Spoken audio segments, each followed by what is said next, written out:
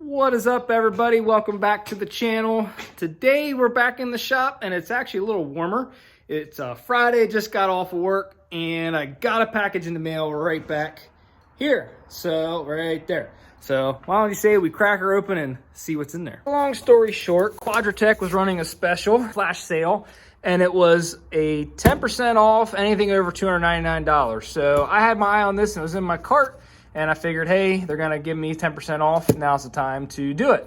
But this here is a B&M short throw shifter, and I'm gonna show you how to install this. Now, I don't think it's gonna be super difficult, but what they say the benefit is from people I've read online, forums, people say it's a useful mod, some people say it's not. It's obviously all a matter of perspective. But what it does more than anything is not necessarily shorten your shifter, but it shortens the throws, And it kind of, from what I understand, gives a more of a positive engagement because it's in, but it's nothing wrong with my shifter. Now, I don't pop out of gear. The transmission, knock on wood, is good. Doesn't pop out of gear, doesn't grind. Nothing's weird with the transmission, but it does feel kind of loose. Isn't really the right word, but I guess the right word could be loose. It just feels like when you're in there, it's like it just kind of like pops in. It's not like there's like a tight gate as you put it in there. So that's what that fixes. And what we'll do here is we'll take some measurements before we do anything of how far the throw is from like second to first and maybe second to third, those kind of things. So let me get a light set up and we'll do that. Well, I guess before we do that, we ought to actually open it up and see what's in here. This is what the box will come like. You'll get a shifter. Actually, it kind of rolled around here on me, but here's your shifter. You're going to reuse some parts on your old shifter, but it's a machined aluminum finish. Supposedly, I'm not sure yet, but the threads will match the stock knob. I do have an aftermarket one in there, but we'll see if I can make that work. So you'll get this with the kit right here. You get the actual shifter itself. Of course, you get some cool stickers for the price you pay. You should at least get a couple stickers, right? Nice instruction manual right here, how to take everything apart, which that's the main, I think that'll be the hardest part, is actually removing the center console. And you got some hardware and a new seal with the retaining clip. And I think there's a knob in there. Let's open that thing up. By golly, if you don't want to run your shift knob, they actually do send a nice B&M shift knob. That will go on that shifter as well. But you do get the, again, the boot that goes over top, the whole thing. We'll take you step by step and show you, but that's what you get in the kit right here. Okay, so we're in the Jeep here, and I got my tape measure, and I'm not sure how this is going to go with one hand, but I'd like to measure how far the throws are here. Oops, turn my lights on there. In the actual Jeep here to see if it does actually shorten it up or not. Now, I am getting a new shift boot as this one's starting to tear right here. And it's going to be a leather one. It's actually coming from Poland. I bought it on Amazon. Didn't know it was coming from Poland, but hey, whatever. That's cool. It should be here in a week or two. So we may run this without the boot for now. I don't know. We'll see. So let's take this knob off. This is my aftermarket knob I got from Quadratech right here. They sell them in silver, like aluminum finish, or this black finish. And it has a nice little tread pattern in it. You've probably seen these before. These have been out for a lot of years. They're very nice. And they have a nice finish to them. They're solid in your hand. Really like that shift knob. So we'll lay that off to the side. So right now we're in neutral. So let's take the tape measure here. I didn't grab my tripod or anything. I don't want to say I'm lazy, but I wanted to just see what this would do. So let's see here once what we got. We got the Jeep in neutral. And let's take some measurements from the throws here. So we'll say we'll go from first right there. And we'll go first. I'm going to try to hold this as still as possible. First down to second. So we have almost a 7-inch throw. So again, first down to second is a 7-inch throw, and second to third would be a let's see here, a little over 7 inches, maybe like 7.5-inch throw.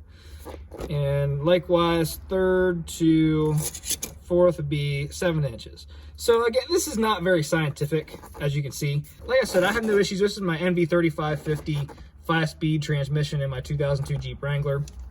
But I wanted to do that as a starting point to see exactly how far our shifts actually tighten up as far as, you know, back and forth here. And I'm interested to see when we go to first how that affects these switches right here, what that knob does and how close it gets. So let's get the instructions out, start taking this apart, and get right into installing this thing. So here's your instructions. It says inventory your parts. So like I said, you have your retaining ring, your dust boot, and your shifter assembly.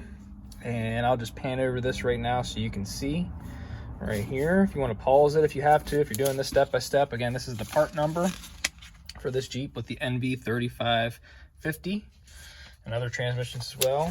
So I'll just pan over this real quick so you can see it.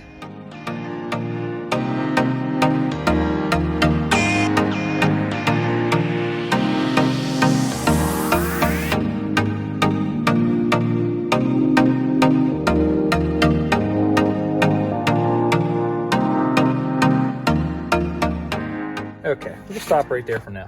So we already went and we got our stock shift knob off. And if you don't know, there's a little nut right there. You pry this cap off, there's a little nut underneath there, and it will come right off your shifter. So move on to here, we'll remove the outer dust boot, which is just a plastic clip. And I'm doing this today because it's actually a little warmer out and it's not so cold, but we can get in here and we can actually pull that thing out of there. What I'm gonna do here is I'm gonna stick a screwdriver down in here and try to get that to release like so. So we got that, and it should come right off of there. Now, I don't know if mine's broken or not. Oh, no, mine's actually all in one piece. Now they do sell these, so you can get a new one if you do crack it. They do replace it. Like I said, I'm gonna replace the boot, so I'm not worried about it at this very moment. So with that out of the way, you can see the actual shifter right here. So move on to the next step, which we're gonna have to take this console out of the way. Grab our trusty 10mm socket and we'll pop our cup holders out of the way. Don't mind the dirt. There'll be a bolt right here, and there'll also be a bolt right there on your center console. We'll have to remove this front half basically, and the airbag switch is plug and play. You can actually unplug that. So let's get this taken off. So with that bolt removed right down in here and this bolt right here, with my 4-low engaged in the transfer case, we're going to take this thing right off of here like so. Okay, that is out of the way, and I did actually unplug that right there, which is very easy. Let me just sit that down.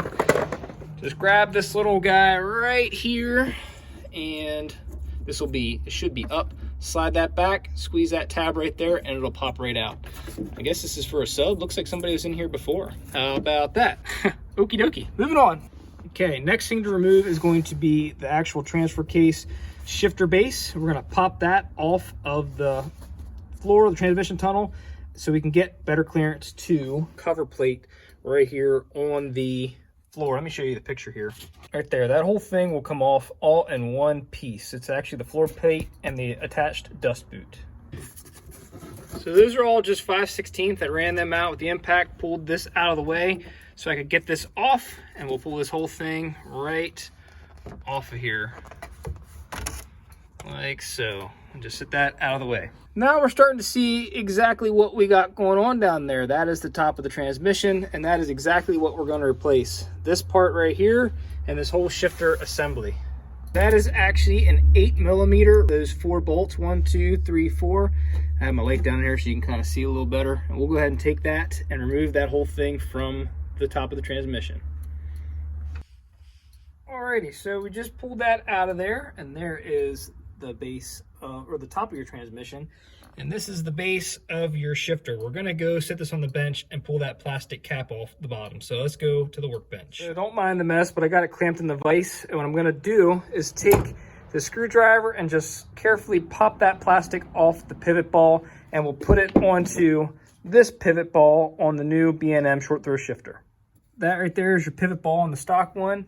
And be prepared, that will come off a little tricky. All I did was get a screwdriver in there and just really just pry it on it until I popped it off. My main thing was, being it's a little chilly out, I did not want to break this. So we'll take it now and we'll pop it down right onto this one. Oh, there we go. Okay, it's on now. That thing, that will go on pretty hard. So don't baby it. That thing is it's kind of hard to get it on and off there, but it is possible. Just pop it off the old one and just get on there and just push with your hand like so. Down onto it, put it in a vise or something, and pop that thing down on there. And trust me, you'll know when it goes on because it'll snap pretty good. So let's get it out of the vise and back over to the Jeep.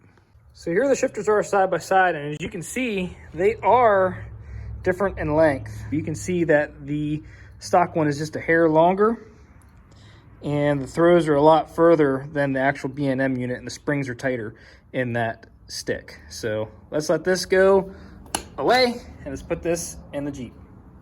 Before I do that, I'm gonna make sure this base is clean right there. It's a nice clean surface. And we're gonna put some RTV gasket maker on the base of the shifter. And this is just what I had. I had some gear oil gasket formula. They actually sell all sorts of different stuff here, but as long as you have some type of gasket maker, I like Permatex, you should be good to go. Alrighty, so there she is in the Jeep.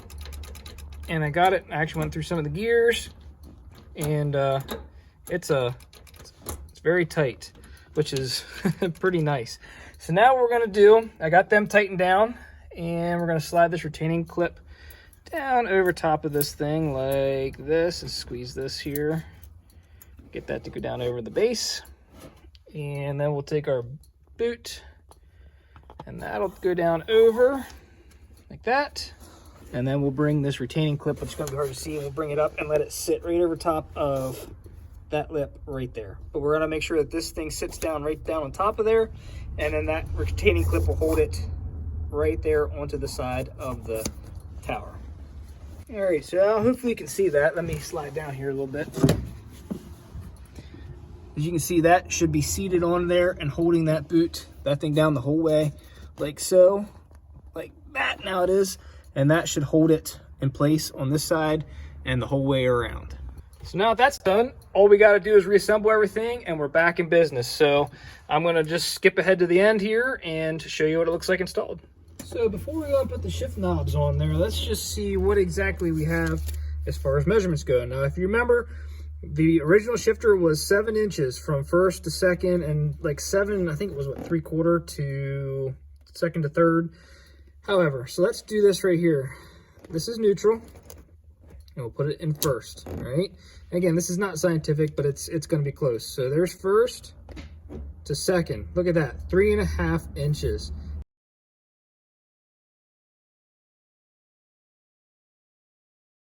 Back up to first,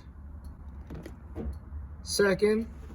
Push the clutch in, we'll go from second up to third. And that's probably from third to second, what, 4 inches? Look at that. Big difference as far as the shifter quality right there. The shifts feel much more crisp and tight and engaged. When you put that in gear, it's in gear. Now this boot's kind of binding up on me a little bit. Like I said, I'm replacing that with a leather one. So, I mean, I think it'll be okay. I don't think it'll pop out, but it's just kind of annoying. So let's see what the shift knobs look like.